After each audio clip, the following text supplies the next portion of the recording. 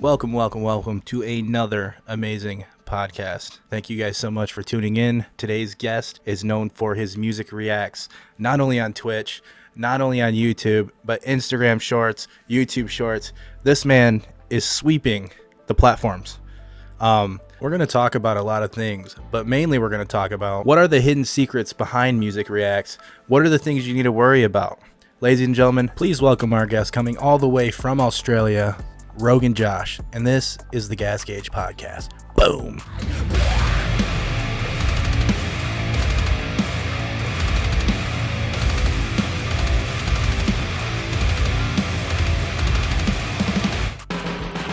You are now listening to the Gas Gauge Podcast. 3, 2, 1, we're live. Welcome, RoguenJosh. Thank you for joining us, bro. How are you? How you going? I'm good. I'm very good, man. How you been? Dude, I've been like stressed over these storms. I used to like storms, but like where I'm at now, I don't know. Like just maybe it's just because it's been nonstop, but I don't like tornadoes that much. And what state are you in? I'm in Michigan, so like we're like Michigan. right Where at is that? right below Canada. So like, all right. So you got Ohio, you got Wisconsin. We're like, boom. You know what I mean? All right. Surrounded by the Great Lakes. In Australia, we know so little about like American geography. Basically, most of what we know about America in Australia is from The Simpsons. Oh, no. So, legitimately, all history. Like, because we grew up, Simpsons was like on. They'd play 4 episodes a night, like from when you get home from school. So all Australians know everything we know of like American history and presidents and geography and landmarks. Yeah. So you know, like Springfield, Illinois. Or I think we know a lot about Shelbyville. Yeah. But you know how like they do include. It's surprising because you guys just know the stuff, so you probably wouldn't think about it. But in Australia, there's so much about American history in The Simpsons that's real like history, not just the show lore. So it's so interesting that's where we get most of our knowledge from over here. So I hear The Simpsons likes to predict too, and like a lot of times they're right. Yep. You know what I mean? You're like, what? Yeah. Yep. There's been a lot of compilations where it's like to the point where surely some of them must be faked, where someone's like, seen on The Simpsons and tried to make it in real, because it's like Trump going down an escalator, and it's like they got the same angle that it then happened in real life. This stuff can't be real. Sure. Yeah, but like, what if they're just good at like, okay, he's gonna be coming down here one day, you know what I mean? And he raises that hand, and his wife, you know what I mean? Or maybe, conspiracy theories right now. Oh, very cool. So, RoguenJosh, why don't you tell us about yourself, man? Let the listeners and viewers know who you are, what you do.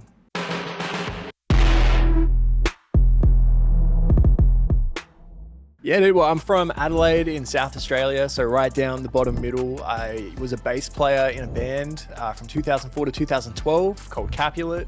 So we were on the Red Bull team, and I did that. That's what I did for years. Used to tour, and you can still go out and find the music. Since then, 2018 started the content creation journey. First finding Twitch, doing some game streaming. I got my most success with Anthem when Anthem was popping off and going well. Then Anthem died, so I had to kind of pivot and went into Destiny 2 content.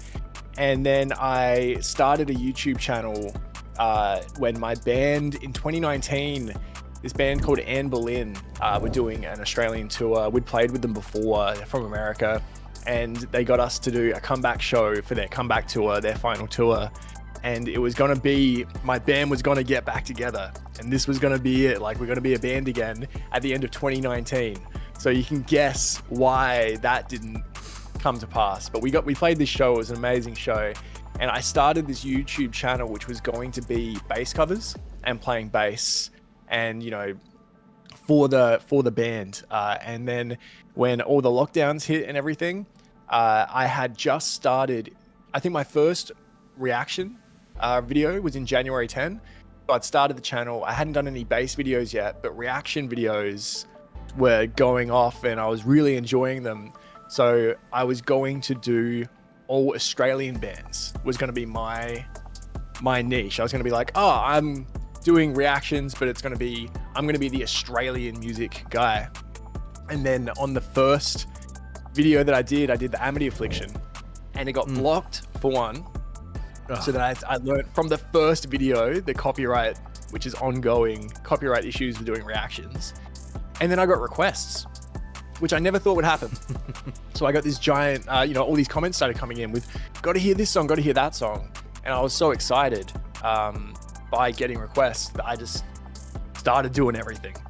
So from what was going to be bass covers, and then it was going to be Australian reactions, it just turned into a reaction channel early on. But then, so that's January 2020 was when my first reaction kind of went. So this is 4 years later, and I've learnt a lot I can tell, about metal reactions and copyright and all the rest. A lot of lessons along the way.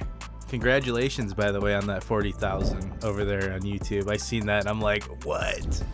Yeah, that's awesome. I'm really proud of that. One of the reasons thanks, man. One of the reasons I am really proud of it is because I've done it how I consider the right way. When I got to 10,000 subs, I made a decision at the time that I thought was going to like crash my channel. At the time, I was doing a lot of videos that were popular because they were popular, and I knew that they'd go well, and I wasn't enjoying them. So part of taking requests was there's all these bands that I don't really like, but I knew that if I did videos for them, the videos went well.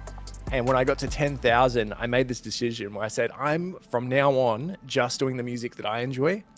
And because I'd rather have 5,000 subscribers that like the music that I like and really appreciate what I do and be authentic and genuine in that way. I'd rather have 5,000 real subscribers than 20,000 that just want me to listen to stuff I don't enjoy, that I don't care about.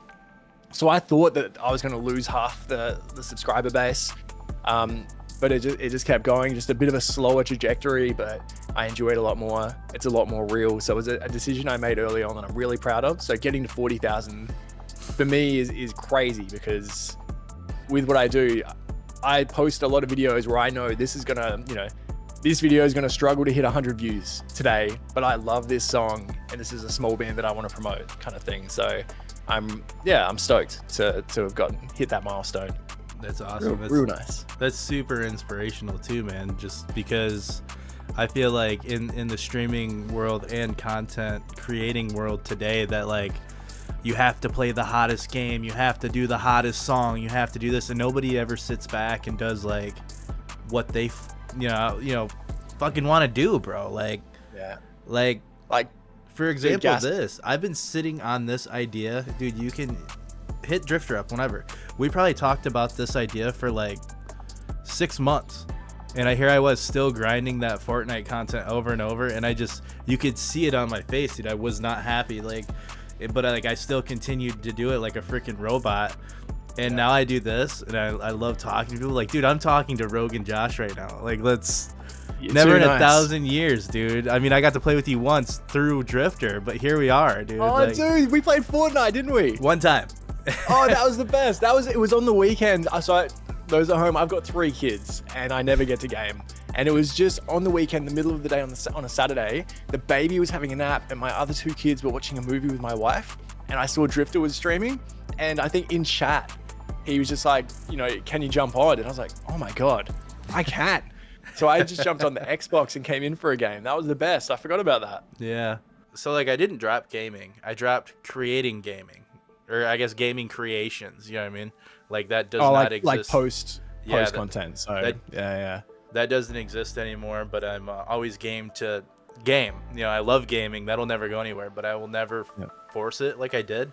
But since then, dude, I got my first ever nuke on Call of Duty. Oh, nice. Yeah. I don't know what's involved, but I know it's a big deal. I see thumbnails from the big streamers like, nuke challenge and whatever else. I think it's like 30 kills without dying. Oh, dude, that's insane. Yeah, I was sitting there. I don't know. I'm sure you've heard of K-Switch. He's kind of in our little group of homies, K-Switch 86. No, I'm sorry, No. man. Dude, No, I'm sorry, I no, love no, bringing up. He comes up in every podcast. I'm gonna have to get him on Sorry, one day. K-Switch.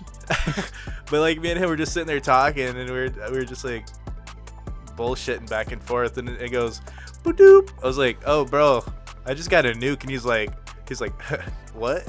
It was like, "No, dude, watch this," and I like flip it, and it starts doing the countdown, ends the game, bro. Oh, that's insane. Yeah. So when you get 30 kills, you just win. Yeah, you nuke the entire map. Like the map's So this done. is- It even This kills is yourself. Quidditch. This Yeah. is Quidditch, and you just got the golden snitch. Yeah, Like yeah. mid-game, everyone else is doing their thing, and you're just like, actually, the game's finished and I've won. That's Absolutely. crazy. Yeah. Oh, dude, if the Call of Duty community hears me botch this, they'll probably say, no, thank you, pass it on to the next. I want to say it came out in Call of Duty 4, but Okay. I don't know. And I think that was like the first Modern Warfare, but then again, I'll probably get shot for that one too. Yeah, Oh, dude. so just like I played Black Ops. Black Ops 1 was Black my Ops was my was the favorite on PS3. That's I played, that's the only one that I prestiged multiple times, and back in the day we used to have like LAN parties where mates would bring around their plasma TV and their PS3, and we'd all hook it up. How do we Those were get the back days. to those days, dude? Oh, they were gold. Yeah, Absolutely like gold. it was literally, I don't want to say it was garbage, but like we would be carrying around like 20-30 pounds of hardware just to like over to a buddy's house to hook up, and we're Yep. dumping like 2 liters of Mountain Dews all night. Yeah, yeah. Like, staying We up didn't have till- Mountain Dew back then. That's only come to Australia really recently. What? I love it now. I drink it all the time. my But yeah, we back in the day, we never had it. What do you guys? What do you guys have? You have like Coke? Like Coke and Pepsi. Okay. Yeah. Hey, Pepsi's pretty So we good. call them soft drinks. I know in America you call them like pop and other stuff, right? So where I live, like northern, they say pop, or I guess the Midwest they'll say pop.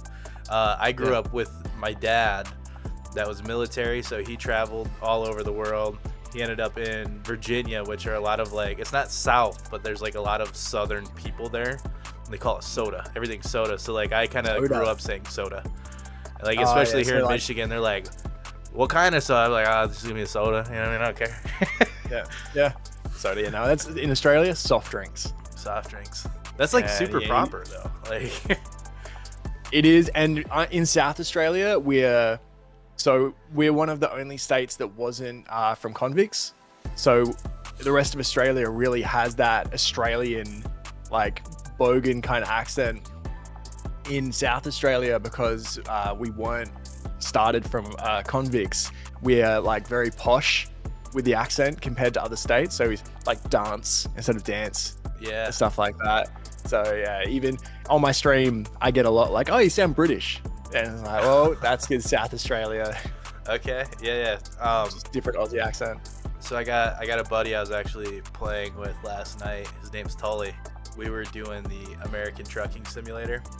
And Oh just yeah, him and his dude. We had like, how I got like this background. I found a picture where it was like the back of a cab of a semi, and so Oh, like you no. could see my wheel, and it looked like I was actually driving.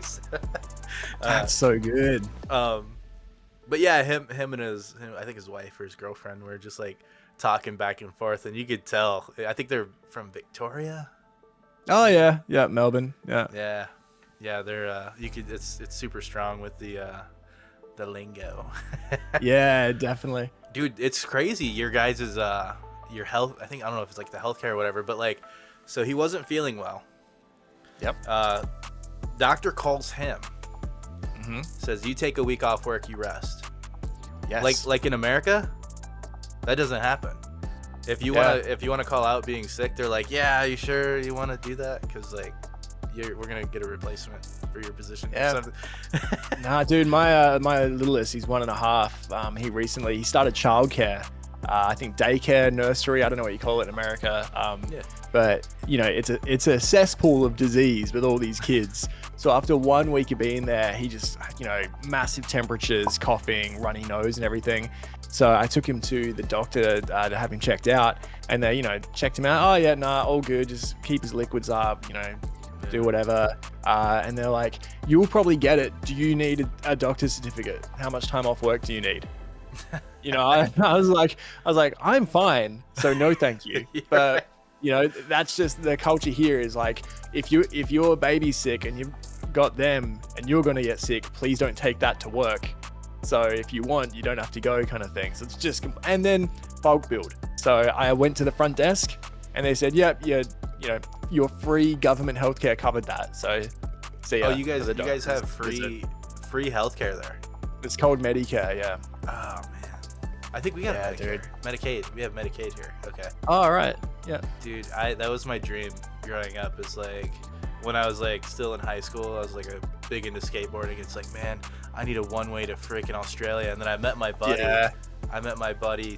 Totally, I want to say like 16 years ago. Oh wow. On a platform called Habbo Hotel.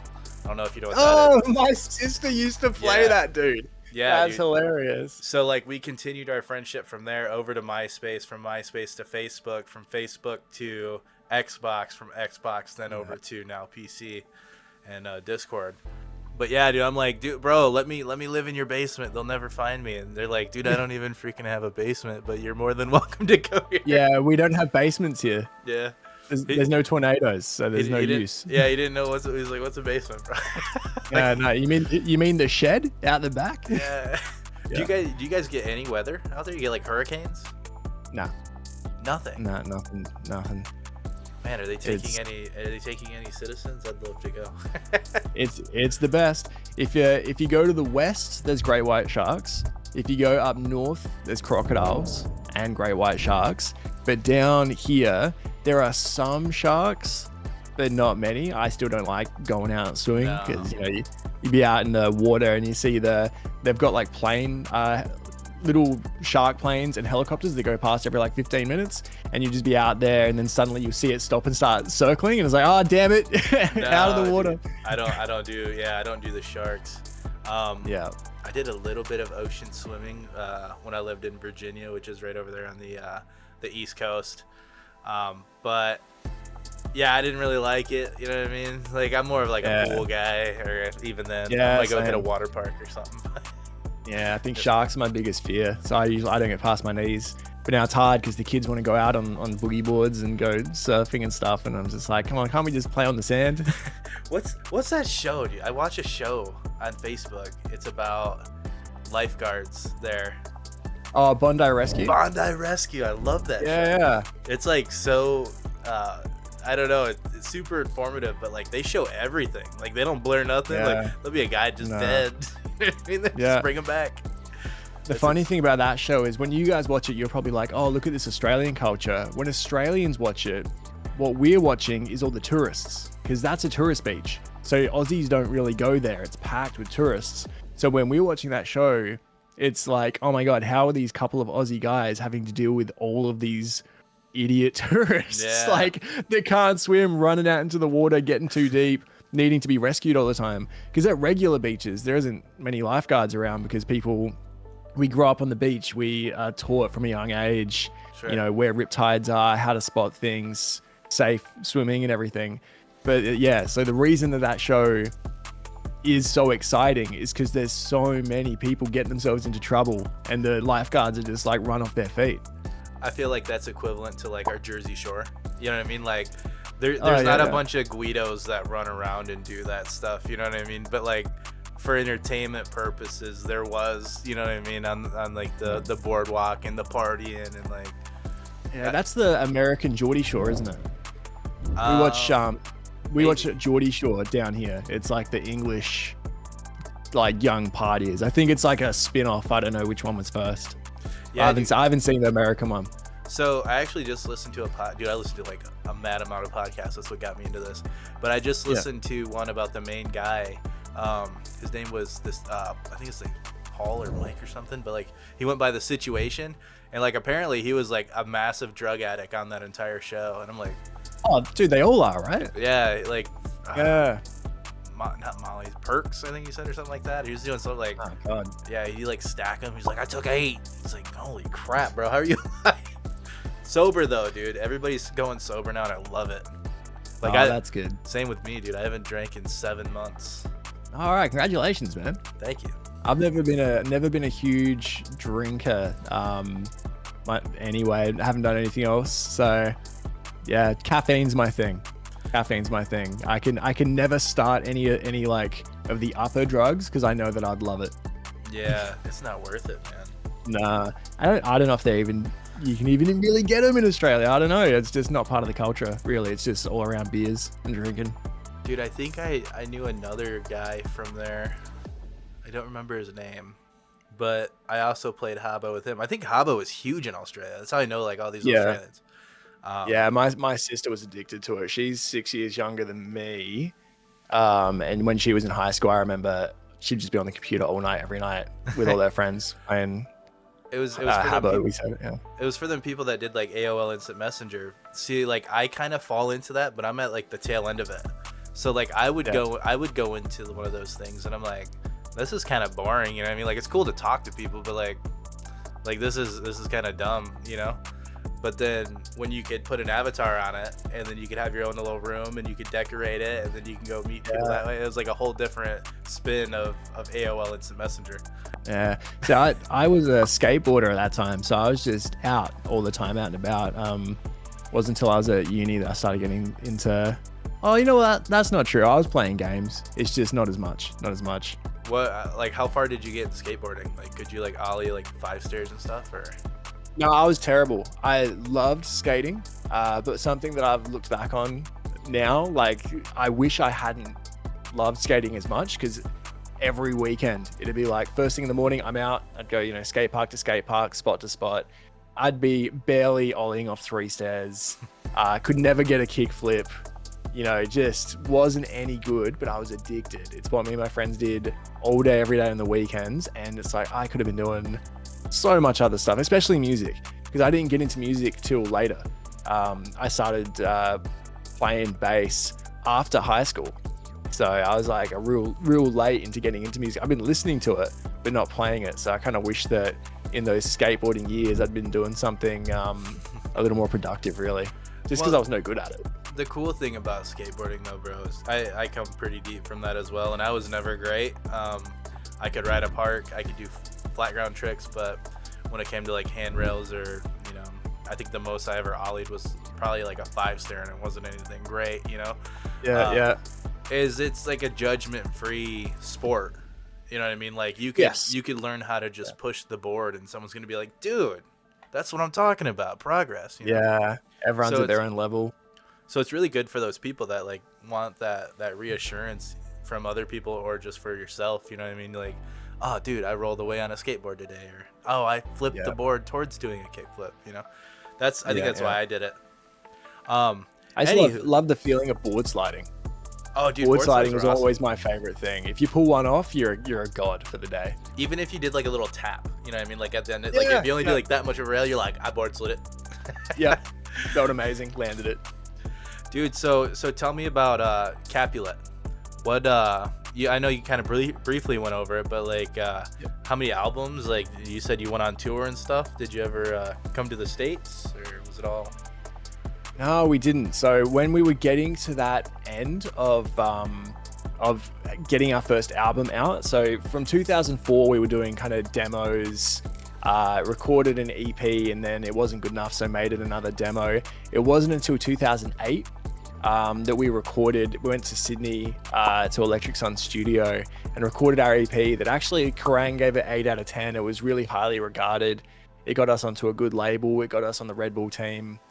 It went really, really well for us. That's when we started touring the EP, because we were kind of like a band's band. We were heavy but with clean vocals, so kind of post-hardcore, which meant that we could play with pop punk and punk rock bands because we were clean vocals, but then we could play with heavy bands because we had breakdowns, just no screams. So we were kind of trying to mix the two of being heavy and punky, but with all clean vocals, and just an amazing vocalist. Timmy could just do these crazy highs. He was like classically trained. He used to be in musicals and stuff. So he just had this amazing voice. And yeah, just kind of being able to play any show, like we played with Scary Kids, Scaring Kids, and Anne Boleyn and Emery, and yeah, just any big band that came we would be able to fit, which was great because we played with 303. They did that song with Katy Perry and came over. We got to play with them, just because we were kind of a good fit for anyone in that kind of alternative scene. And then, so for 2009, we released the EP, and then we started writing this album. And the album took forever to write. Like when you were trying to write 12 songs, and we were perfectionists. And then over that time, we all had long-term girlfriends. So myself, the drummer Benny, who I stream with, who is the drummer and the other founding member, we've both been with our girlfriends since, or now wives, 20 years since high school. Nice. Ryan, the guitarist, same deal. Met his girlfriend in high school and has been with her ever since. Now his wife. And when we were writing the album, we were also buying houses and planning, to have kids, and it just, the timing of that, by the time the album was ready, we finally got it recorded. We went to Melbourne. With Sydney, we just went to Sydney for like 3 weeks and hung out for 3 weeks in the studio and recorded an EP. With the album, we had to go over to Melbourne all separately whenever we could to go get our parts done on a weekend here, a weekend there, because we were all busy. And then suddenly we had this album and we were trying to book a tour to launch it, and we couldn't find dates that were all available. And it was just like, we can't do it. So me and Ben at the same time, I had already been kind of thinking about it. And I was over the late nights. You play a show, and the part that the crowd doesn't see is you walk off stage, but then you've got to be there until the place closes and empties. Then you've got to load all your gear out, take it all, you're not getting home till 3. And I was trying to settle down, and it just wasn't working. So I left in 2012. I did a big farewell show that was awesome. And then they released the album. But it turned out me and Ben were also kind of the driving members in terms of promotion as well. Ben was kind of the contact with everybody. I was doing all the graphic design because I'd studied graphic design at uni. So I was doing all the MySpace layouts and flyers and album artwork and merch. And once we left, the other boys just, they kept it going. They changed the band name out of respect for us, because they said, you guys started Capulet and now you two, like the founding members are gone. So they changed to Just Like Clockwork, and they released the EP, the album that we'd spent 3 years writing and recording. They just put a link to like a file share on Facebook and said, here's our new album, go download it. After like the previous album was in stores, it was in JB Hi-Fi, so it was a big change after we left. Yeah, the album, I don't even think it went to magazines for review. It didn't get an official release. It didn't get a launch or a tour. So it kind of went downhill from there, and they kind of fizzled out. I think technically they never broke up, but then in 2019 it was like, let's get back together, and we just went back to Capulet. And that's when, by that point, everything had changed. There was music streaming, there was Spotify, YouTube was a big deal. When we were first doing music videos, we weren't even uploading them to YouTube initially because no one cared. It was all about, we need the music video, it needs to go on MySpace, it needs to go on Facebook, and we need to get a tape to send to the TV stations, because it needs to like go on to, I think Channel V is like the Australian MTV and stuff like that. So it was just a completely different world. And then when we did reform as Capulet, we finally uploaded everything to Spotify, YouTube, got it all up there and just put it all out under Capulet. So the album didn't officially get a release. God, I think when you go on Spotify and listen to our album, Make and Believe, I think it says release either 2019 or 2021, when it was like a 2012 actual release, but it just never got put out. Isn't that crazy to think that's how much 2019 changed the world, right? So it went from you guys saying like, dude, I can't make it, or like, life's happening, to nowadays in the current world, you could sit on your couch, record a bass line, send it over, and that's the norm. That's just how life is nowadays. But like back in the day, we would be like, no, dude, there's no way we can make it happen. You know what I mean? It's insane, dude. Yeah, and we used to do 3 band practices a week. We were known for being like a really tight, good live band because we'd just be playing the songs all the time. And now it's, everything's written on the computer, recorded. We technically have new songs that, because of the YouTube stuff now, I've got a platform that we can kind of release them and put them out there. But I haven't even ever played them on bass. We've written them all independently, separately, sending files back and forth with MIDI, and you can just make stuff sound so good. It's crazy, drums and bass can just be done on a computer. Big bands like Spirit Box, they don't record their drums at all. It's all MIDI drums because they're such perfectionists with how they write that they want to be able to change stuff all the time up until the final release of a song. So they see recording drums in a studio as a huge setback and problem because you've got to go and track it, and then it's like it's locked in and you can't change that. So songwriting now is so different. Being a band is so different to how it used to be. We used to make good money just from playing shows. With AI too. I was listening to a podcast with Steve-O. He had somebody on, and I think his name was Danny something. Anyways, he was talking about this app that, you get X amount of free credits, and I'm sitting there listening at work, and I'm like, there's no way like I can make a hit song. You know what I mean? I was like, I want to try one for the podcast. And I ended up subscribing because like I try to figure out AI. I'm still learning how to like properly say words, and you know what I mean? And it makes a huge difference when you do. But I ended up making a song that was like kind of like Mayday Parade style, like kind of like emo, but it was pretty cool. But I still keep Drifter's song on there just because I love it so much, and it's nice supporting a homie. You know what I mean? Nice, just so you know, the intro and the outro, that's Drifter. I've always thought, I think early on, maybe even on a stream, where you two were chatting. You mentioned that, Yeah, dude, it's so awesome. And kind of like you were saying too, like how, where you had to kind of shut the band down because you guys were all kind of in a way growing up. That's kind of what happened to Drifter when I was talking to him, and then one day his kid's like, she's like, hey, you used to be in a band, why don't you do that? And then the missus is like, yeah, why don't you go do that? And he's like, I'm gonna go back to do it. I'm gonna go back to being in a band then, So nice. Hopefully that happens, with you guys. Or do you guys still dabble a little bit? Or? The tiniest bit. The thing that's really kept our chances of getting back together alive, you know what, I was gonna say has been my content creation, getting a name out there, because that's kept like the plays going well. Especially early on, I used to say, I'm Josh from Capulet, and it used to be, it's the guy from that band. But then, as lockdown went on and it, we weren't going to be a band, I just dropped saying that because we had to stop the comeback we were doing. But the other guys have kept writing, and they've gotten up to date with the modern writing software and recording software. And, I definitely can't say, the new stuff is because of me, because I haven't touched my bass this entire time. I've just given input onto the writing of the songs.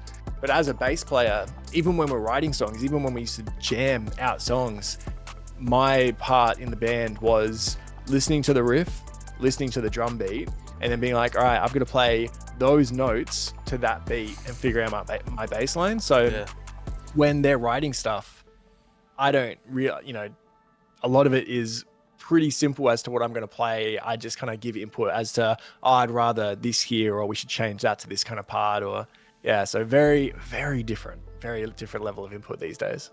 Yeah. Now, you asked me a little bit ago while you were streaming, you wanted me to check out Timmy the Tap Man's video about the streaming has changed. I could not agree more. And thank you for sharing that with me.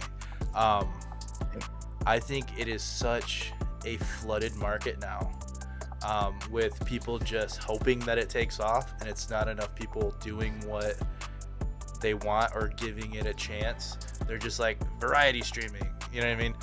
But with like I said with mine, it's the niching, Everybody that's listening, the niching. Yeah, you got to do it. I don't think anybody can just go out and be a variety streamer anymore without a plan. And I also agree with what he said with the YouTube Shorts. You know, if the YouTube Shorts is That's basically discovery. the way you get discovered now. Yeah. Like So that's I how I guess got for- all my that's how I got all my subs on YouTube is from Shorts, and Yeah. then they would come over into the streams. Yeah, so for context, this video I sent Gas this morning, I was listening to it while I was having breakfast this morning. Tim the Tatman saying that the way that streaming's changed over the years is back in the day, it was stream as much as you can, like be live as much as you can. That's how you succeed. But then he's saying now it's about, you know, finding niches, creating short content, streaming less, but making it an event. You know, and how much that has changed, and it's just so interesting because back when I started, I thought that my biggest issue with streaming was that I couldn't do it very often because I've got kids. When I started streaming, I had 2 kids in 2018. I could stream one night a week, but then now I still stream one night a week, but you make the stream an event and then you advertise it throughout the week with your other content. So it's just vastly different. And you're loaded in there with viewers, especially on Twitch. Dude, I love your Twitch, dude, because you go live usually, or I don't know like how long you've been live, but you've been live for a little bit. But when I get to work, like I sit down and I get everything ready to go and I look at my phone and I'm like, oh dude, he's jamming. I'm gonna like I can't always talk, you know what I mean? But like I get to hear you guys commentate on it, and I hear requests, and it's a fun time, bro, over there on Twitch. Yeah, and now that I know you do it on YouTube, I might do that more, because for some reason, dude, Twitch is like so spotty with mobile. A lot better on YouTube. So the YouTube, this is something I've only just recently discovered, and I'm pretty sure I was the first person to realize this. So with the metal reaction and the music reaction community, no one streams on YouTube because you cannot live stream on YouTube. The biggest thing with music reactions is copyright issues. So with every video, or let's say 90% of videos in a reaction channel, you get a copyright dispute that you have to dispute. So you either build a relationship with the label and then they can whitelist each video, or you can find smaller bands that don't have copyright initially, which is shaky because, you know, if they sign with a label or just change their upload DistroKid settings later, they can hit you with a copyright strike, you know, later on when a video has already been live. With a live stream, it just takes the stream down and gives you a strike live. There's no way to dispute. So it's not a viable streaming platform for music streamers. So you can't stream on YouTube, you can't stream to Facebook, you can't stream to Instagram. Really? Because those channels, they take you straight down. I didn't know So this this those is other why- two as well. That's crazy. Yeah, so this is why people that, you know, reactors stream on YouTube, stream on Twitch, and then they put their videos on YouTube. And then just recently, with the introduction of Shorts, as we upload Shorts, the Shorts feed is a completely different system to the regular feed, and the copyright system is not there, basically. So you can put the same song, your full video on YouTube, and one of your clips on the Shorts, and the short won't get any copyright issues because it's a short. The other video might get a hard block and won't even be visible on YouTube. And when they announced that they're going to do vertical streaming, I was like, wait a second, because it's going to the Shorts feed, this vertical stream. So I started doing tests on my second channel.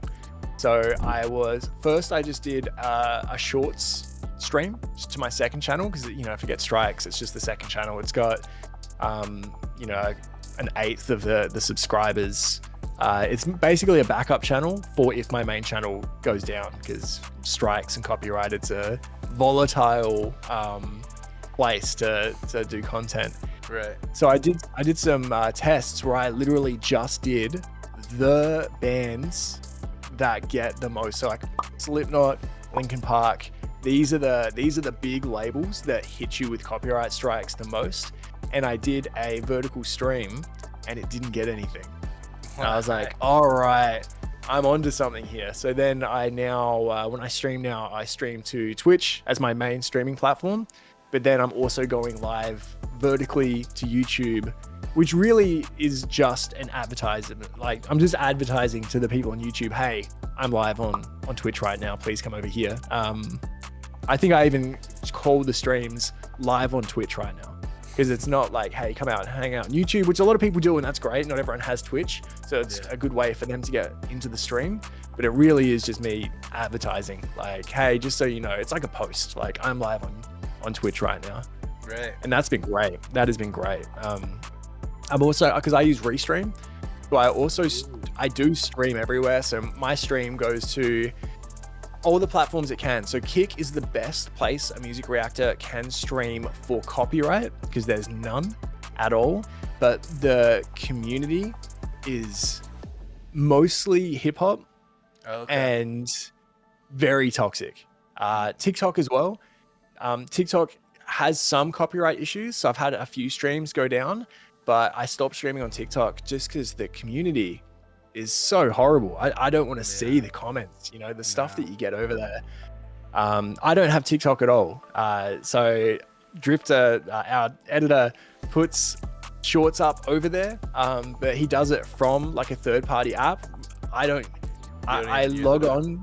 No, I log on through a browser to look at how videos are going every now and again. Yeah. But, you know, we've got one right now, I think that's almost on 1 million. I haven't read a comment. Wow. I haven't seen it. I don't know what's going on in there, because it's probably gross. And it doesn't do anything for me. It's an absolute silo.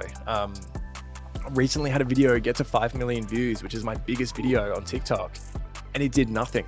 I didn't get a cent from TikTok for starters. Like, you know, monetization options over there. I tried to look into it at one point, and I was like, nah, this doesn't work with my content type. But the viewers don't come across. They don't come out of TikTok. So, you know, the 2 weeks that video got 5 million views, I actually got less subscribers than usual, slightly, on YouTube. Like, there was no boost. Oh, wow. It does nothing in that regard. So that's why shorts are so great, because you do get, like you said, a lot of subscribers come in from the shorts feed, which is great. Yeah, so with the streaming, I stream to Kick, Twitch, Twitter, which I also don't use Twitter, but there's no copyright on Twitter either. So that's a good place for music reactors to stream.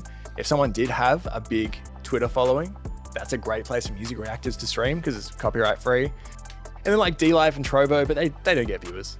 I question why I'm bothering, really, with those other platforms. You're doing Trove as well? Dude, it goes everywhere, just because I might as well. I just click all the buttons to go. Because Twitch, after every stream, Twitch mutes half the stream because of the music that I'm reacting to. And YouTube, now that it's on the shorts feed, doesn't, but it used to just block the stream. If I ever streamed, it would either block it, give me a strike, or just block it and take it down.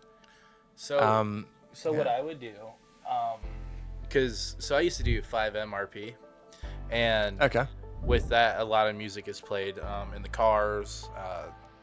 You know, like if you were to take your person and go to like a club, or you go to get food in that game, there'd be like some kind of music playing. What I would do on Twitch is I just would not save the VODs.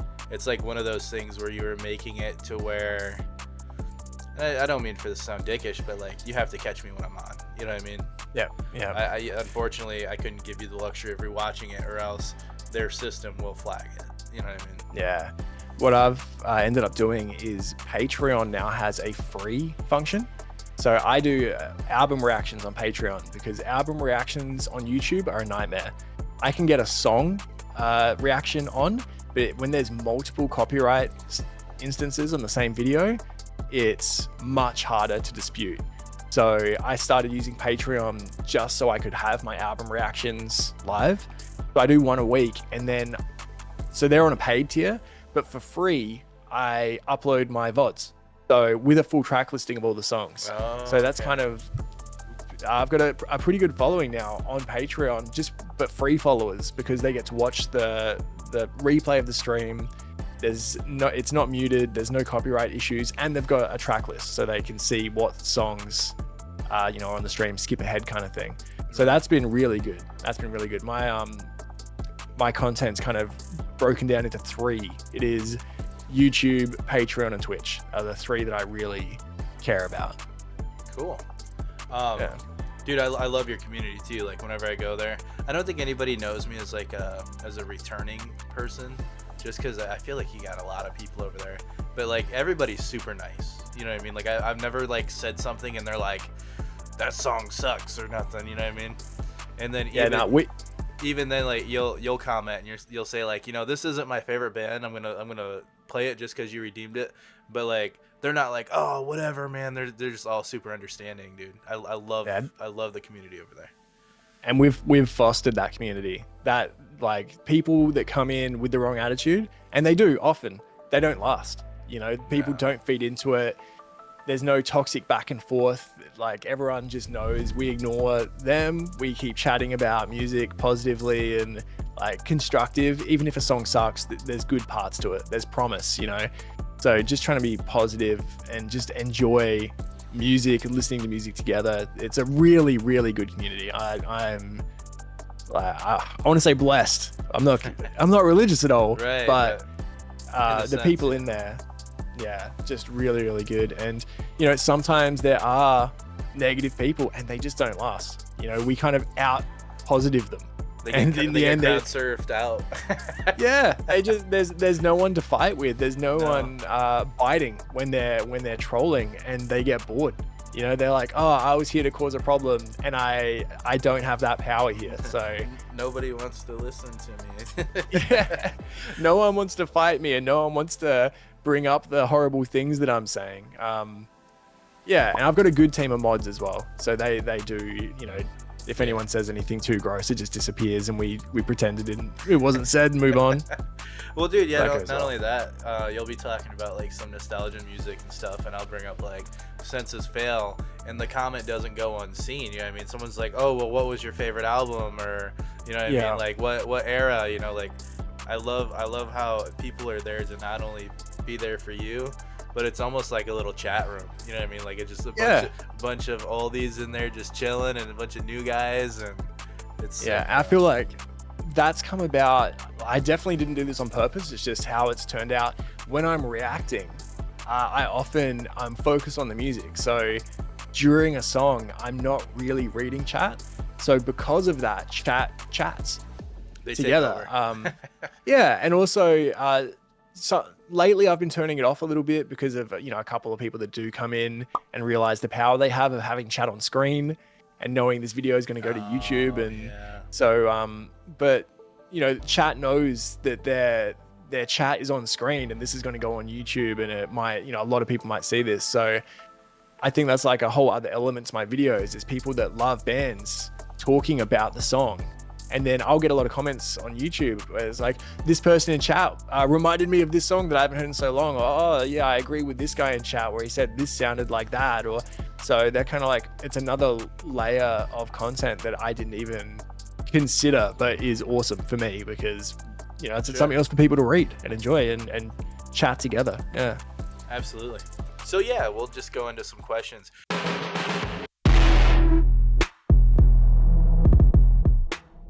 So usually I'll do some like funny questions. I'll have to think of some on the go for you, just because all right, you don't have the you probably don't have the type of pizza we have, or if you do, it'd be called something different. Oh yeah, you always ask people about the two different kinds of pizza, and you say one of them's like a lasagna. What is that? So Chicago style pizza, they do the sauce on top, so it's like all cheese.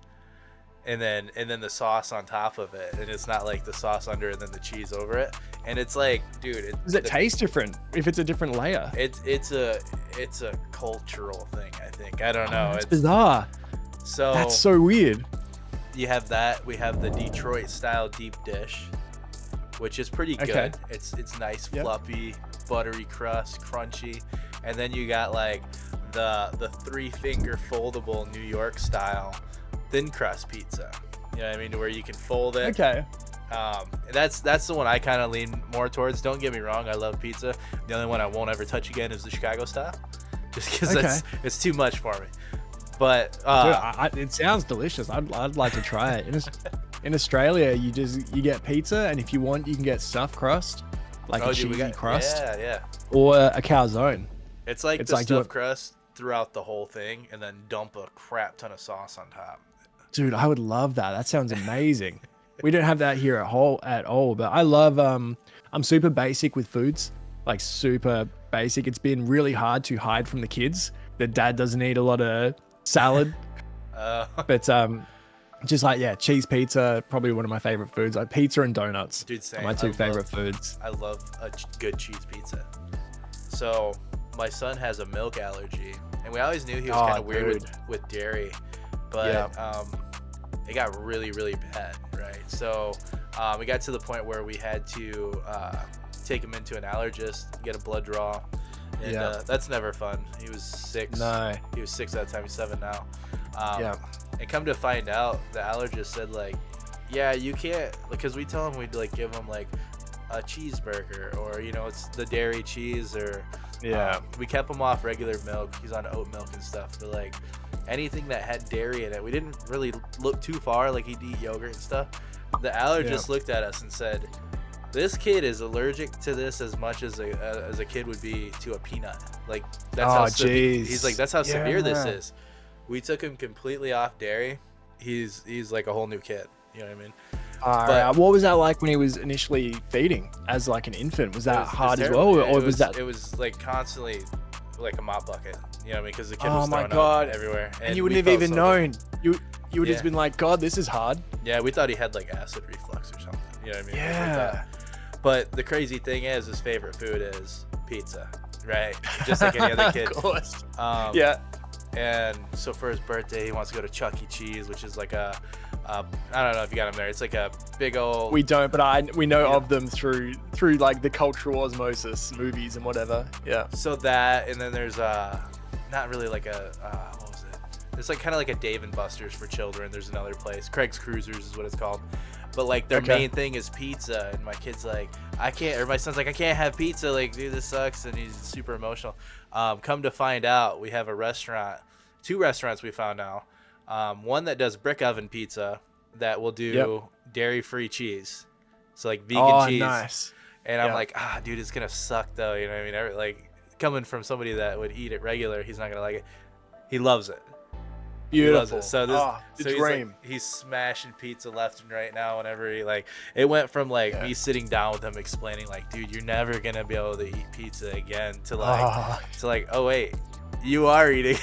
Yeah, we're going out for pizza. That's amazing. I wonder if the other places are cool enough where you can rock up and say, hey, like he's got an allergy. Can I bring an outside pizza just for him? Like we'll buy our own. But I wonder if those other places like a Chuck E. Cheese would allow that, so we can still have the experience. Oh, I'm sure. And if not, I mean, today's age, screw them. You just leave a review, you know. And Yeah. Highlight: would not let 7-year-old eat vegan pizza. You know what I mean? Get him taken down. But yeah, that's a fun one to share, dude. He's awesome. I've actually streamed with him a couple times. That's how I met Drifter. Me and him were streaming. We were streaming Plants vs Zombies, and he's like, yo, this dude is hanging out with his kid, and he's streaming, and you know, and he comes in. I'm like, oh, dude, this dude's awesome. Hi, Drifter. He'll see this. You can tell him hi if you want. Hey, dude. Another awesome question I had for you. Do you remember what your first react was? Yeah, Amity Affliction, Soak Me in Bleach. Oh, that's a good one. Oh yeah, you were telling me that your first one got banned right off the rip. It did. I actually today, not even kidding, this morning, finally got a contact with that label. So it's hilarious that we're doing this podcast today and talking about it, because it was my first reaction, and it literally this morning I had an email, and it was people find the channel from big reactions and whatever that go well, and I got an email. So they're like, oh, this new song's coming out from this band, and I was like, oh, cool, and then I looked at the signature, and I was like, oh my god, finally. It's because they're a big Australian label that I love. But yeah, the first reaction really messed up my channel for about a year. I reckon I stunted my growth dramatically early on, because that first video got a hard block and I didn't know what to do. So I Googled it, and the first kind of thing I saw was people saying, you've got to stop the song every 20 seconds, and you've what? got to cover the screen in some way, the video in some way. So then I put a paint splatter overlay. I love like paint splatter stuff because I did graphic design. I used to love spray painting with like skateboard stuff, and I love that aesthetic. It's always been my thing. So I put this like this black paint splatter over the videos for one. So people hated that. The amount of comments I got, what's all that all over the video? That looks awful. I can't see anything. This is terrible. And then I'd stop the song constantly stop the song. Do you have like a timer or something that you're like, oh, you no, no. So I just did it too much to be sure. So it was more like every 15 seconds. So, and that went on for about at least 6 months. So a lot of my really big videos at the time, people hated because they're like, shut up, stop talking. But I was like, I've got to do it. I've got to stop. And then there were a lot of videos as well that I'd upload and it would get a block. So then I would cut the video up and insert ads for things. But I didn't have sponsors. So I just put in a little thing where it's like the song would stop and it'd be me and it'd be like, hey, what's going on? You know, subscribe to the channel, whatever. And then the song would resume. So I feel I've gone back and re-uploaded some of those with it, like taking out the pauses. And there's actually a few, now that I know how to like dispute a copyright, I've done probably like 3,000 copyright disputes on YouTube at this point. There's the YouTube editing tool. So there's a few where I've gone back and edited out a lot of my pauses that were needless. So the videos are shorter, but they flow. Right. But yeah, that really ruined my channel at the start and stunted my growth. I think because I got on the wave. Like I started the channel, in January 2020, just as reaction channels were going big, just before lockdowns where everyone was stuck at home. And if I had played it right, like in retrospect, I could have surely like really ridden that wave, then gotten a lot bigger faster. But like I said earlier, the thing that I've learned is it's not worth it in the long run. Right now, I promise you right now, if you wanted to, I could get you a 5,000 to 10,000 sub YouTube channel in a month. If you wanted one, like I could get you 10,000 subscribers. I would tell you the songs to react to and you could just do them and it would take off. The people that would follow that channel wouldn't care about you and wouldn't care about anything else you're doing. They just want to see these particular bands and these particular songs. There's like a real culture around a few bands and a few songs that like are desperate for these reactions, and it is in the long run really detrimental. In the same way that like Datto, the Destiny streamer, he's got 1 million subs. I think we were chatting about this the other day. He's got 1 million subs and he's had to make a new channel because Destiny is in its final expansion. It's about to finish, and he tried to pivot into a few other games. And because his community is 100% Destiny, all his new videos flopped. And he couldn't do it. But then he took the same videos, made a brand new channel with a different name and didn't tell anyone. So completely different audience, and those videos went great. And he got 20,000 subs immediately on a brand new channel with people that had no idea who he was. Dude, it's funny you brought that up. You sent me that Tim the Tatman video, or the one you were telling me about. It was on Tim the Tatman 2 or whatever, and everyone's saying like it's only 600 views, he's flopped. I'm like, you realize who you're talking about? Like, yeah, like this man does nothing but his passion and makes money living the life he wants to live, and you have the audacity to say this man flopped? Yeah, but imagine it's a those secondary people. account. You know what I mean? And imagine those people. Imagine like where they are and what they're doing. Firstly, they're 12.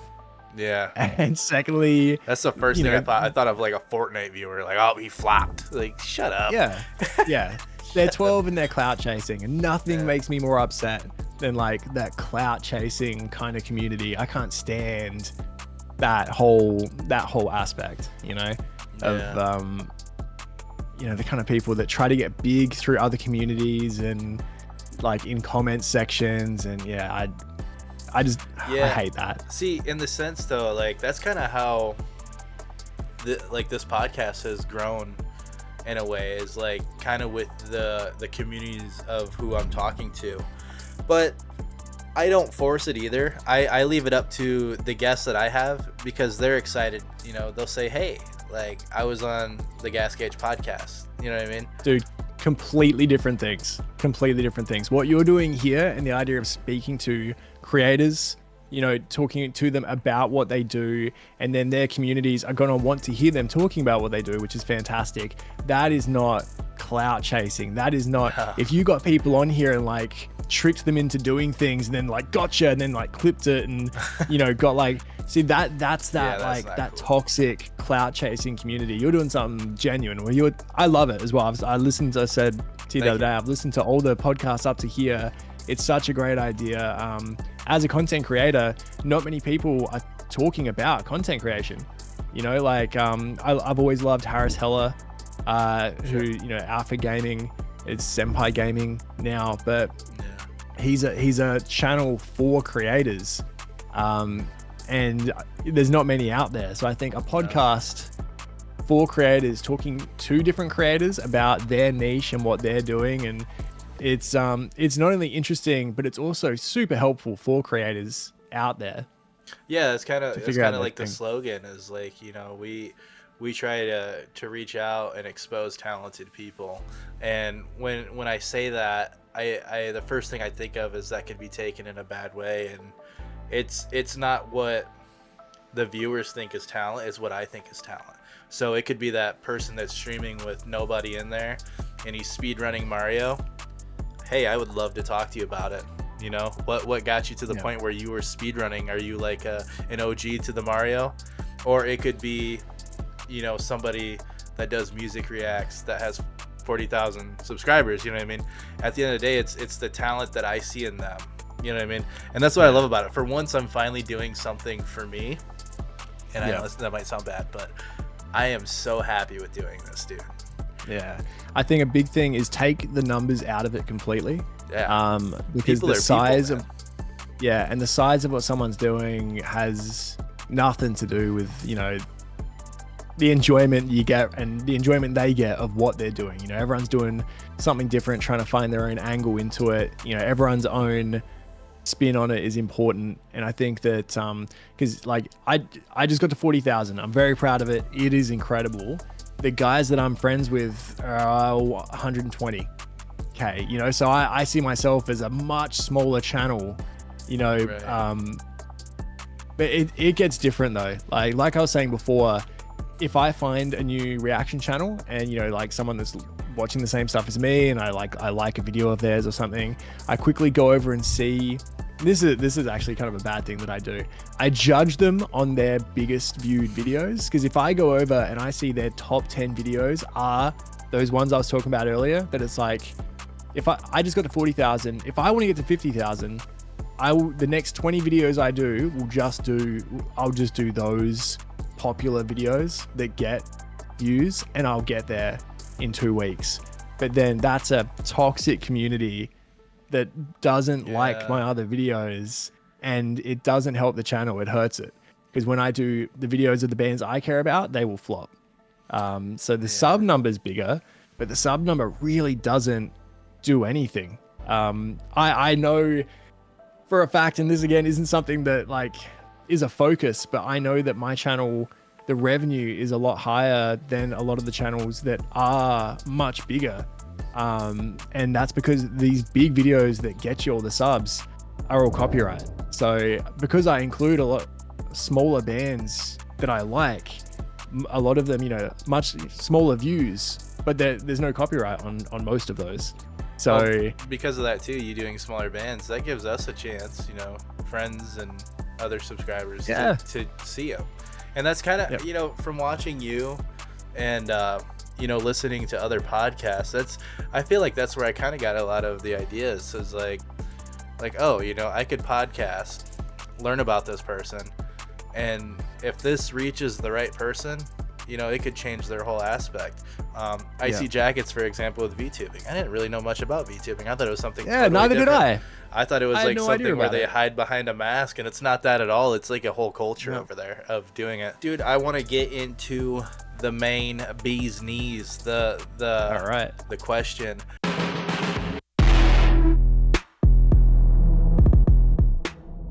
I'm gonna kind of change it up a little bit just because we've covered it so much, and I'm gonna kind of push it more towards, you know, people that would like to get into it, you know, into music reacts. Is it a good time? Has that ship sailed? What are things that they should look out for? Is it a scary thing with the copyright strikes? Because like when I think of copyright strike, like right now where I'm at on my YouTube, I'm not even up to 500 subs yet. And I feel like if I got a copyright strike, it would be detrimental to me. I'd be like, oh my God, I fucked up. I'm scared. What do I do? No, it comes with the territory, the copyright stuff. That's just part of it. And like the strikes only come from the live streaming. If you are uploading videos, they'll get blocked before you get the strike. Okay. So the ship definitely hasn't sailed. It's super saturated now compared to how it was when I started 4 years ago. But it's all about, like you said, niching down. Like if there's an Australian, you know, if there's a Canadian out here, if there's someone from Michigan out there that's like, I want to do a channel, start off with just the local bands, or like everyone has a different taste. Even though there are the big videos that kind of, you know, the big bands that everyone kind of likes, every person has their own unique taste. So just do it your way, and just know that you can either do it fast and get big numbers straight away, but it might suck because you're not listening to stuff that you like, or there's the long road, which is doing it right, which is, this is the music I like, this is what I want to listen to, and this is what I want to promote. You know, the way that I do it at the moment, just out of necessity, the way it works, I can only do one stream a week, and it's a request stream. So I'm not picking any of those songs. They're all requests. So I'll get about 30 per stream. From there, I pick my favorite 7, and that's my next week on my main channel. Then I pick the next 7 that I like. So like smaller bands, or just the next 7, like, and that goes on my second channel. And then the others are just for the Patreon replay, the VOD. And it's really about curating those bands and those songs, because when I want people to see my videos, I want them to know that it's a good song. Like if they know my taste and it's a band they've never heard of, I want them to be like, oh, this is still worth watching because Josh finds good music. And it's not me, it's the community finding good music, but it's me curating what I like from that. So there was a band last week or the week before, Urkin Armada. Never heard of them before. This song came on. They're from Sydney, Australian band. It was their first song. Oh man. And I loved it. And I knew that this, like, if I just put it up as a reaction regularly, no one else is going to react to it because they're going to get 50 views because it's a band that no one knows about. But the song's so good and it's so amazing that it's their first song. So I kind of lent into it a little bit. There's a few things you can do, and you've got to find what works. For me, the things that work is trying to find the angle. Why is this interesting? And for me, it's interesting is their first song. You know, when does someone ever hit with a first song? So I tailored the video for that. So if you are starting a YouTube channel, it's not even about the songs. Like you can just do the big videos. And when I'm saying these big videos, I'm sure a lot of people are like, give me that list. Who is it? It's Nightwish, basically. It's Nightwish. It's Baby Metal. You know, there's probably like 30 of them. These bands, Rammstein. There's these bands that, and I've reacted to them in the past, but I stumbled into that culture by accident. And once I realized it, that's when I made that decision at 10,000 that I'm not. I said, these people don't actually like me. They don't like my music. They literally watch reactions to these particular bands, and that's all they do. And I wasn't enjoying the music. So then once I stumbled into it, I was like, I'm out. I'm not doing that. Even if those bands release a song I like, I don't want to get into that. Right. You know, unless it's something I really like, actually. You know, like Baby Metal, I actually really like. I think they've got some sick songs. Slaps, yeah. Baby Metal. Yeah, so I don't know a whole lot about Baby Metal, but I've seen, I think, maybe a couple from yours and a couple from Drifter, and I'm like, I just didn't understand the voice that was coming out of those little girls. Yeah. And that's a sick band with a toxic culture. And I won't upload every video I do, but when there's a song I like, I will upload it because I'm trying to, you know, for people that don't like Baby Metal, I'm saying, hey, this is a good one. Like, now are those account killers? or maybe not killers. Killers is kind of a strong word. It stunts the growth, like you were saying. So using those so if you had intentions of growing like a gaming channel or something, and you wanted it to look good, do a couple of reacts, let the gaming channel sit for a month or two, and then or is it forever stunted? Like, how does that work?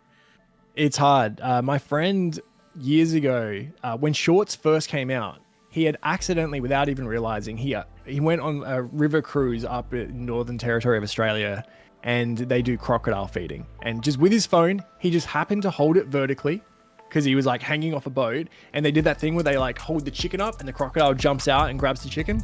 Yeah. And he just uploaded this video just on a holiday to YouTube, and it was 12 seconds and it was vertical, and he didn't think anything of it. It was up there for about a year.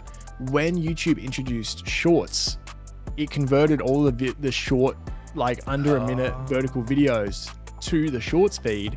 And his was one of the first viral shorts. It got 52 million views. Wow. And he got 50,000 subscribers. And he didn't know what to do.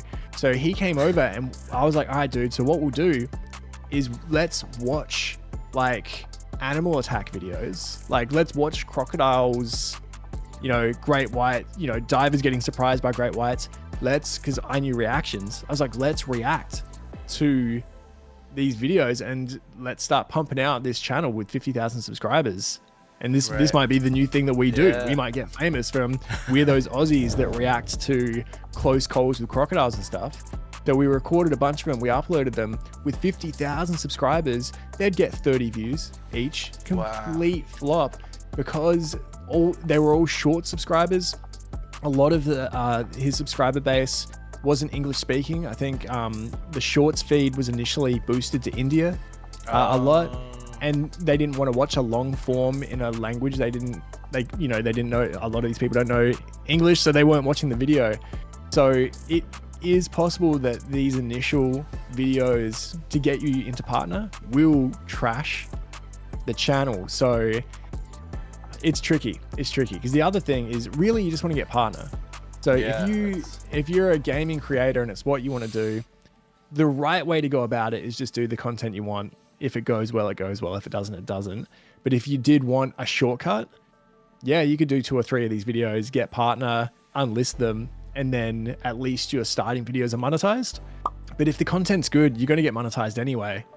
If the amount of money you're going to make in that initial phase of like getting the head start probably isn't worth it, really. Like stunting the account or whatever. Yeah.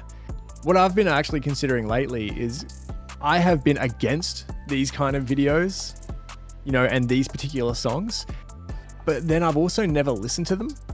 So I had this idea recently where I was like, what if once every 2 weeks I do a reaction to one of these videos, but I don't just do, here's my reaction to this. Oh my God, this song. Oh, this guy sings so amazing. I go, all right, this video reactors get crazy views.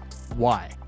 So really objectively, let's watch this video and let's give what might be the only honest reaction to this song on YouTube. So that's another avenue I'm thinking of, where it's like, that might get me, like, it'll get reach because a lot of people will see it, but the people that I'm trying to avoid won't enjoy that video. And it might get me more of my people that enjoy like the insight. And when the next video comes up and it's Bring Me the Horizon, they'll be like, oh, sick, and watch it. Rather than if I do all of these Nightwish videos and then post Bring Me the Horizon, none of the Nightwish fans are going to watch it. Because it's not their scene. See, I felt bad. It is tricky. I felt bad with how I did it, because my account was solely built on Fortnite. Right up to I think it was like 460 something. And me and Drifter had a lot of talks about this. Like, do I take what I've built, apologize for moving on, and keep going with what I have, or do I start a whole new channel? You know what I mean? And I took the risk with what I had. I think I made a couple posts of, I'm sorry. And then I've also made a podcast of saying sorry, but not sorry, but I am sorry. You're quitting gaming cast. Yeah. So it's like, I'm not sorry for the content I put out. I'm sorry for, I guess, letting you down because I'm not a Fortnite streamer. So I don't know if maybe even that kind of stunted my growth. I've noticed over on Spotify with, I think, 6 episodes, with you being 7th, I'm already almost monetized over there. Like, I'm over halfway monetized over like after 6 episodes. So like maybe I should have started a new YouTube. Yeah, to be it's too late. To be completely honest, you should have. I made the same mistake. I've got 3 YouTubes. I've got a gaming channel, I've got my second channel, and my main channel. The reason I started the second channel is when I started doing music streams, I was talking to chat during the stream. I wasn't paying attention to the songs as much as my main channel regular reactions. And I saw the videos as lesser, like they weren't as good as my regular reactions. So I was like, I don't want these on my main channel. I'm going to make a second channel that is live stream reactions. So that's why I made the second channel. And then when my third baby was born, I didn't have time to record pre-recorded reactions anymore. So from that day, a year and a half ago, I only do reactions on stream now. I don't have time to pre-record. So then all my reactions were stream. And I was like, oh no, now I have 2 channels for no reason. Because the whole point was the main channel was pre-recorded, second channel was live stream, but now all of my reactions are live stream. I just changed how I react on stream. Like I said earlier, I don't talk to chat as much during the song. I try to really focus on the song, pay attention to it, and then we chat in between mostly. So I thought, you know what? I'm going to make my second channel my gaming channel. So because it had like 4,000 subs, and I was like, beautiful. Now I've got a gaming channel with 4,000 subs. And I did that for almost a year, where I would put a gaming video on there every couple of weeks, and they just didn't go very well. And it kept it alive, but it just wasn't worth it. So I eventually bailed on that idea, and it just became like I do now. It's the smaller bands. So it's just a different kind of. It's just more. It's called More RoguenJosh. It's just, if you like my main channel, which is the best of the best, and you want to see more, here's more. Here's the next of the best. Sure. Yeah, I don't know if you probably haven't seen my gaming channel that I've had for a while now. I've got some videos with 25,000 views. Wow. But it's only got like 300 subs.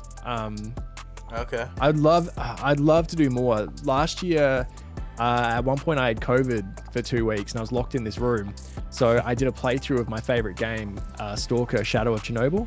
And I recorded it. Like, I didn't stream it. I just played through the game. I recorded it. And then I started putting up long form, hour-long videos. And the first 2 got like, 1,000 views. And I was like, oh my God, this is going really well. I'm going to be a gaming streamer. But I just didn't keep it up. I think the third one got 50 and fell off, and I was like, all right, nah, don't worry about it. It takes too long to edit. And then, I wasn't sick anymore, and I did it all while I was sick, and then I didn't have time after that. But learning that second channel couldn't be my gaming channel, the videos do better on my gaming channel than they were doing on a channel with more subscribers. So like I was saying with Dado, if you're going to do something, the little cheating things you can do at the start, they're not going to help. They're only going to hurt. If you're going to make it as a gaming content creator, you've got to start from the beginning as a gaming content creator on whatever platforms and channels you're doing. It's just the best. It's the best, truest way to do it. It's best for the algorithm. It's best for you. It separates all the different things you might have going on. But once you've done it, you've done it. Luckily you've done it quite early on. So, if you were to go back and wanted to do gaming stuff now, start a new gaming channel. Yeah. I was gonna say that's the only downfall. I have over 100. I was explaining this to K-Switch. I think he was getting a little upset because like he put a couple shorts out and he's like, man, they're not taking off. And it's like, dude, I put 160 shorts out, and maybe like 2 of them got tiny traction, like nothing crazy. Like none of them went, viral. You know what I mean? But with that said, on this account I have 160 Fortnite videos. Yeah. Or shorts, not videos, sorry. But same difference. So that kind of scares me in the sense of that I'm kind of always forever locked into gaming in the YouTube world. Like, is it computed into my account that it's like gaming, Fortnite. Just because I've said it so many times in the hashtags and the... Yeah. So I don't know. What I do know is a friend of mine, Metal Burb, who is one of the big YouTube metal reactors. When he started, him and his girlfriend used to do the reactions, and it was a couples reaction channel, and both young, good-looking people, and they got a lot of attention and a lot of views, and they were one of the first channels. So they really blew up. Like, I think they got to like 60,000, and then they broke up, and then it was just him on his channel, and every single video for like 2 years was just comment section full of, it was better when Metal Babe was here. Where is she? Bring her back. What's she doing? You know, like, what happened to Metal? You know, it got to the point that he, even though these videos, he was doing this full time, and these videos still made money. Like, you know, YouTube videos are there forever. They get plays every day. He went back and took them all down. This whole channel's worth, you know, millions and millions of views, which then are gone from the channel. And then he immediately jumped to 100,000 subscribers because he locked in. Yeah. You know, the algorithm was giving people this old stuff that wasn't what the channel was anymore. So he, by doing that, has then seen the most success that he's ever had on the channel. So that was a huge move. He did a podcast about it. I'll find it for you because he goes through the whole process of what he did. So it's Metal Burb, B-I-R-B. There was two things that happened. One, he did that big change, and then also he the new Sleep Token album came out last year, and he just played it perfectly. I did one album reaction and put it up on my Patreon. He did a live stream where he advertised, I'm listening to the full Sleep Token album, and then he cut each individual song into a video and then like staggered them on YouTube, and it just, you know, he's also an OG and he's the best. So sure. it all happened together. But I think all of those things together just skyrocketed. He's on like 120, 130K now, but that just shows that, you gotta, whatever you're doing, you've gotta do it right, basically. Those tricks and cheap things with my gaming stuff. It's just gonna get you canned, man. Yeah, I can make a new channel tomorrow. I can get it to a partner in a couple of weeks from doing music reactions. Then I can delete those and start gaming videos. But the gaming videos, if they're not good enough to have made it big on their own, having a channel that's partner is not going to do any better. It's going to do worse because I got it there through music. So it's always best to start it fresh. So basically what you're doing is you're verifying, but you can verify all you want, but if your content, and saying it's bad is I know a lot of big streamers will say, oh, you got bad content, and it's like, I feel like it's just not mature content. It hasn't matured. You know what I mean? Like, your content's not bad. You just need to craft it into something what people want to see. So mature it a little bit.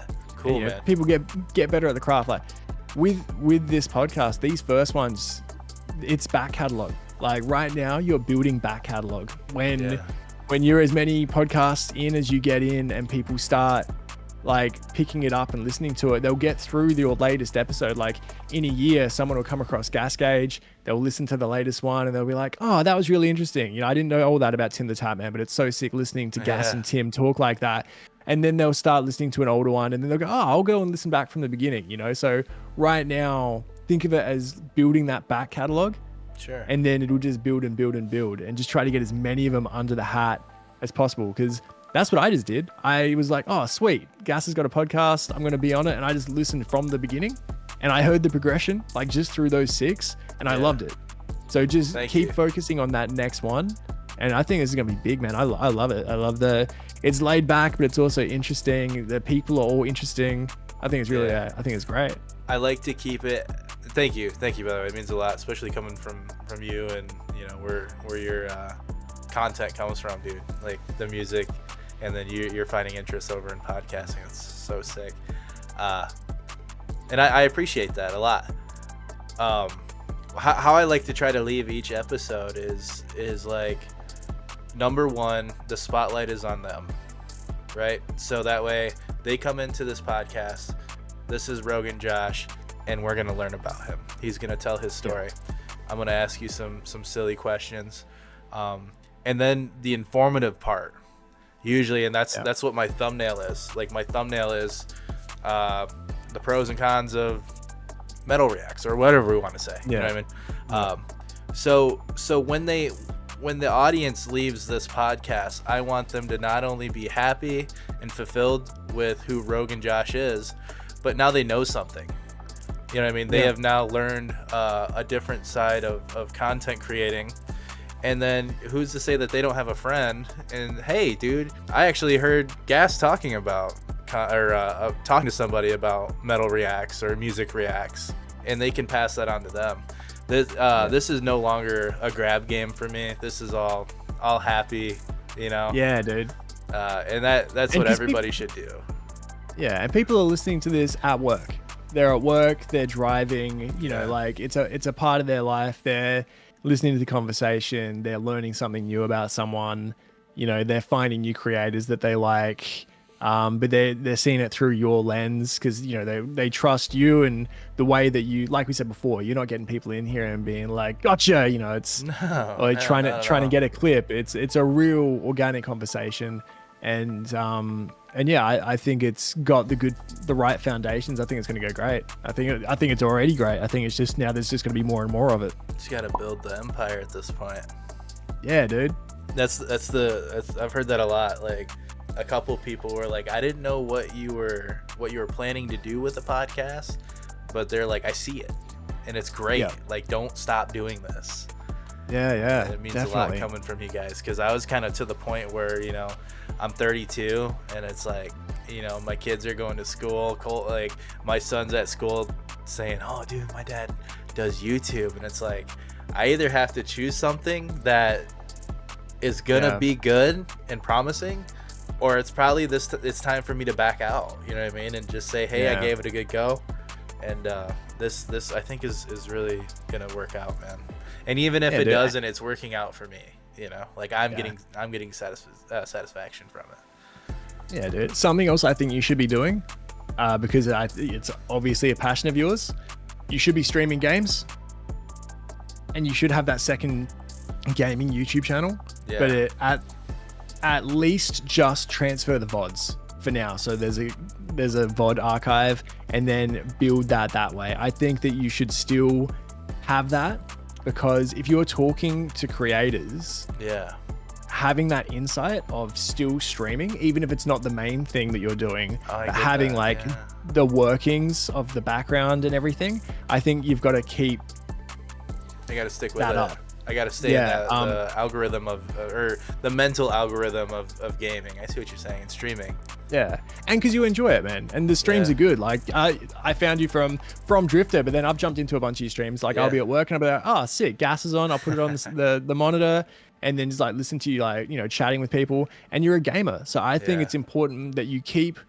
Like you said before, you're not a content creator in the gaming space anymore. You're not making clips. You're not chasing anything.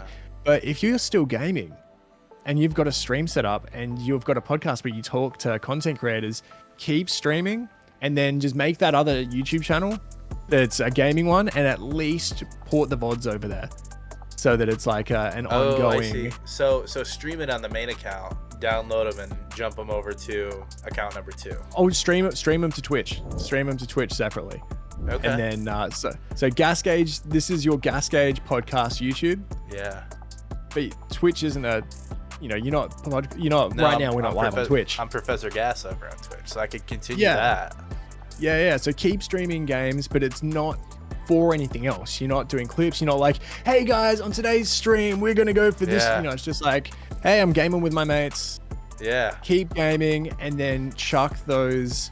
Just because this is the other. I tell my friends all the time, if you're a streamer, save every stream. Have a YouTube channel that after every stream you port. Because you can do it from Twitch automatically to YouTube. Port every stream so you've got that archive of all your streams. It's so important. When you are 70, you're going to want to go back and watch these streams. And then also, if stuff starts taking off, then you've got your gaming channel. It's already been building, and you haven't even, it's just been porting those videos over. But I definitely think you should for all those reasons. It's something you love, you're good at it anyway, you're gaming, you might as well be streaming it. And then when you are talking to people, you're talking with authority, you understand, you're still using OBS, you're still on the Twitch, back end, you're still talking to chat. Yeah. And you've got that the experience that you can talk to people about. I think it's important. Dude, thank you. I'm definitely gonna try that, dude. I've thought about it. I just didn't want to slip back into that content. You know what I mean? No, but it's not to get popular. This is just for the ease of doing it. Yeah. Yeah, to do it because you might as well, and B, just so that you know what you're talking about. It gives you that experience and the know-how that if there's big changes on the platform and you're talking to creators that are experiencing that, you can be like, oh yeah, dude, I know about that, because I stream for fun, That's so that's one of the big reasons why I still stay as a viewer. And I think that's what helps me in this too, is as much as I loved streaming, I loved being a viewer and a supporter as well. Yeah. I like seeing the progression of people. I like seeing people play mainstream games. I like seeing people play the old games. Like the other day, me and Drifter were in a call, and there's a dude doing D&D, and they had like a dungeon master. Like, I've never done D&D myself, but it looks fun. You know what I mean? Like, oh my god, I would love to do it. Be a dungeon master for you guys. Dude, that'd be so much fun. Sick. But yeah, I was just, oh my god, let's go, dude. That is sick. Well, let's get something together. I'm sure we could plan it out. But just talking to him about it, and I've played games that are like it called Demio. It's a VR game, and it's a Steam game. I don't know too much about it. I know enough that I know how to play it. But you get 2 moves. They got the assassin, the bard, the mage, and all that. The archer. But it's like board games, like the Rat King. So I think I think those are real games. I could be wrong. A real board game. I think so. Yeah. But just having that knowledge and going in and talking to him, I was like, hey, I'd love to talk to you about this, like on a podcast. Wouldn't that be sweet? Yeah, man. And he was all for it. He's like, yeah, dude, I'm always free. Let me know. Like, let's set it up. Yeah, and even like me this morning, like I was just streaming. I've got a couple of days off, so I'm doing some gaming streams during the day. Those aren't for content. That's not going on my main channel. Yeah, that's just for me. Yeah. And I've found a lot of people that are being like, oh, dude, you game? And it's like, I don't, but I'm doing, because I've got the opportunity, and they are enjoying the different aspects. I think it's, definitely do that. I think it's important.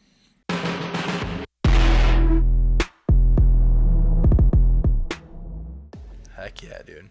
Hey, any last things you want to tell anybody? Any messages you want to, tell the viewers or listeners? Yeah, authenticity. Be authentic. Be genuine. Find out who you are, and then really stick to it. I think it's so important in all aspects of life.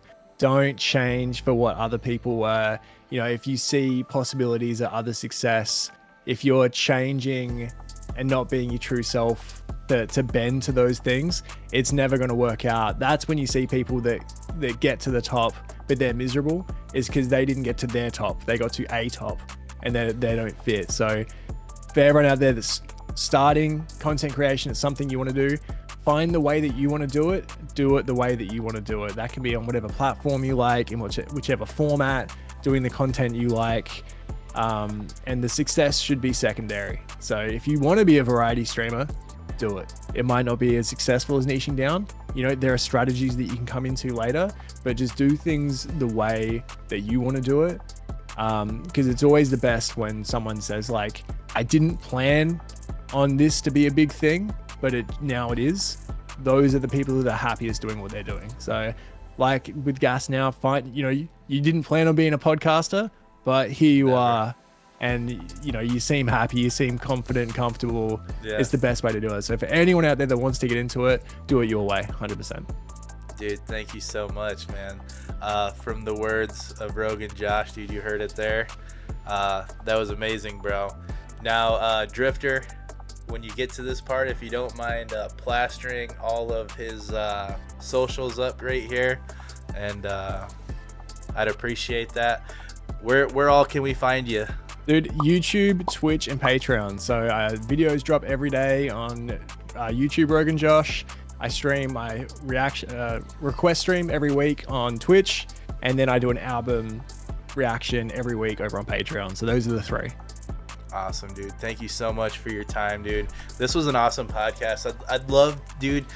This was a podcast I wanted to do. I never gave up hope, but it's like, it's gonna be so sick when we get to it one day. And all it took was for you to say, "Hey, dude, this is the day we're doing it." It was because, like, to be completely honest, I've been so excited. I've taken days off to play video games, and that's what I was going to do all day, every day. Once I listened to your other episodes, I really wanted to do an episode because I think it's so good. So that's why it's like, I was like, you know what? I will give up a half of one of those gaming days because this is important. I want to be a part of it. So thank you so much for letting me be a part of it in these early stages, dude. Thank you as well. Likewise. I appreciate you, man. Until next time, my friend, we'll catch you around. Peace. See you, dude. And this concludes the Gas Gauge Podcast. Thanks for listening. Let me know what you think.